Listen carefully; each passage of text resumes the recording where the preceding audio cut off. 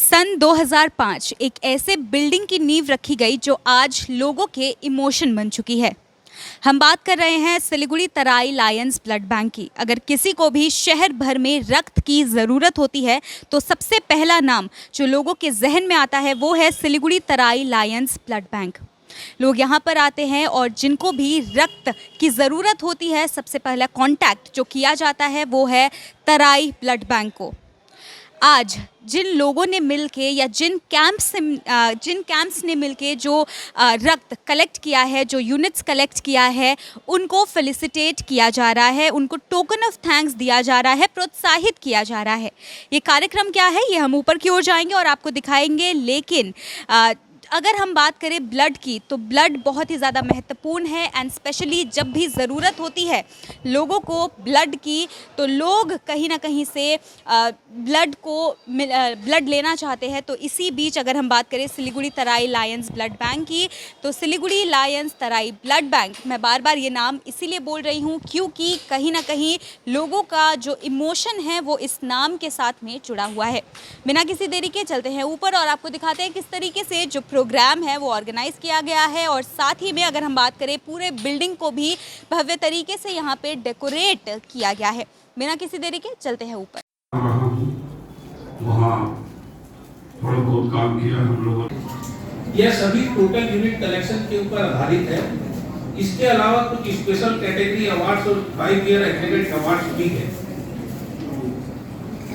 Programme की शुरुआत करते समय मैं रिक्वेस्ट करता हूं हमारे क्लब प्रेसिडेंट को स्नेक पे हमारे आज के कार्यक्रम के मुख्य अतिथि डीआईजी सीआरपी कैंप का आयोजन किया है।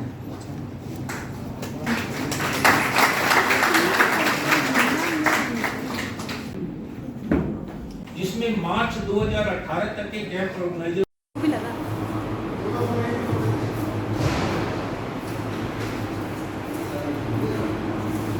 सिलीगुड़ी तराई लायंस ब्लड बैंक के चेयरमैन अनिल जी इस वक्त हमारे साथ में जुड़े हुए हैं और हम इनसे बातचीत करेंगे और जानेंगे कि ये जो कार्यक्रम आज ऑर्गेनाइज़ किया गया है इसके पीछे की कहानी क्या है और आखिर क्यों ये ऑर्गेनाइज़ किया गया है। सबसे पहले तो स्वागत है आपका सिलीगुड़ी एक्सप्रेस में सर। बहुत बहुत धन्यवाद।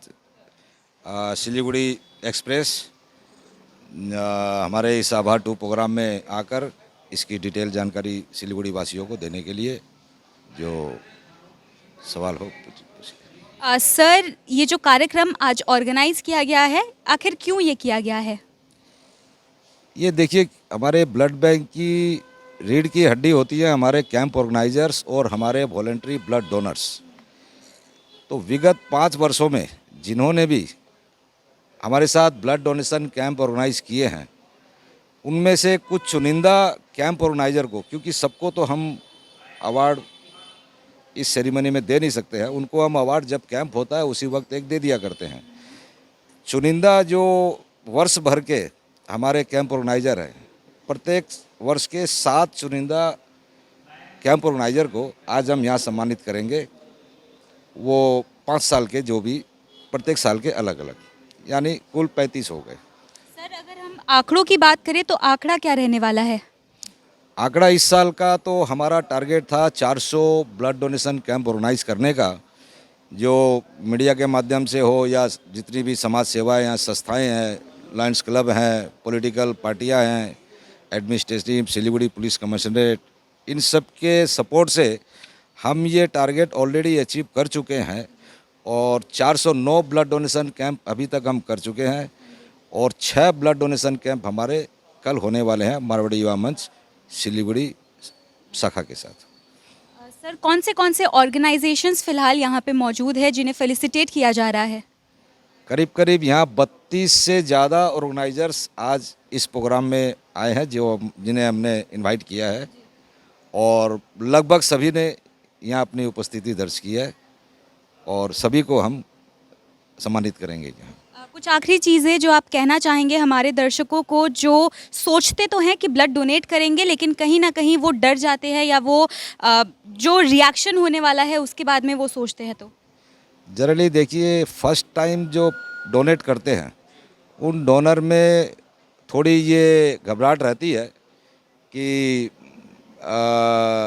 ब्लड डोनेट करते समय या उसके बाद हमें कोई दिक्कत आ सकती है, मगर ऐसा है नहीं। अगर होता तो आज हम 409 ब्लड डोनेशन कैंप ऑर्गेनाइज करने में सफल नहीं हो पाते। सर, जब ब्लड डोनेशन कैंप ऑर्गेनाइज अगर कोई थोड़ी बहुत अगर दिक्कत आती है तो वहाँ हमारी मेडिकल टीम रहती है, हमारे डॉक्टर रहते हैं, वो तुरंत उन्हें अपनी सेवा देते हैं।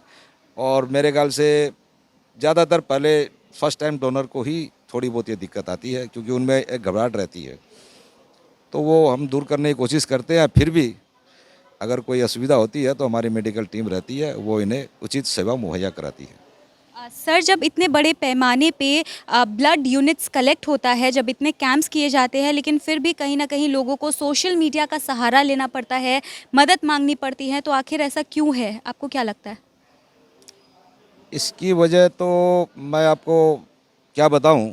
वैसे हम आज की डेट में 12 महीने का हमारा एवरेज है 107 यूनिट ब्लड और इसके कंपोनेंट्स हम रोज़ डेली इशू कर पा रहे हैं। और सोशल मीडिया में जब भी कोई रिक्वेस्ट आती है और हमारे तक अगर वो खबर पहुंच जाती है, किसी न किसी के माध्यम से पहुंचती है, तो हम उनसे कांटेक्ट करके उन्हें जल्द से जल्द ब्लड हमारे से मिले, इसकी हम सुचारू व्यवस्था करते हैं।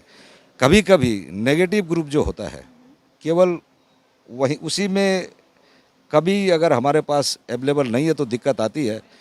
उसमें भी हम कोशिश करते हैं कि जो हमारे नॉलेज में है नेगेटिव ग्रुप वाले, उनको फ़ोन करके रिक्वेस्ट करके ब्लड बैंक तक वो आए, गाड़ी से हो बाइक से हो, वो व्यवस्था उनको देकर हम जो पेशेंट पार्टी होती हैं उनको ब्लड मुहैया कराने की चेष्टा करते हैं। सर, अगर हम पिछले साल की बात करें तो पिछले साल ब्लड की काफ़ी शॉर्टेज सिलीगुड़ी में हुई थी, और जब लोग डेंगू से पीड़ित थे तब ब्लड की शॉर्टेज हुई थी। तो इस साल क्या तराई ब्लड बैंक रेडी है उसके लिए, ताकि शॉर्टेज ना पड़े ब्लड की? बिल्कुल हम रेडी हैं। और आज भी हम प्लेटलेट हमारे पास जनरली आप हमारे लाइव जो हमारा स्टॉक चार्ट है उसमें देख पाएंगे। आज भी हम 20-22 यूनिट प्लेटलेट सब समय अवेलेबल हाथ में लेके चलते हैं। किसी भी वक्त अगर इस तरह की अगर डेंगू की प्रॉब्लम आती है तो उसको सर्विस देने के लिए हम रेडी हैं। और जैसे ही डेंगू का थोड़ा थोड़ा प्रकोप बढ़ेगा, हम हमारा कलेक्शन जो डबल बैग में होता है वो ट्रिपल बैग में करना शुरू करेंगे और प्लेटलेट का स्टॉक हम तुरंत बढ़ा देंगे।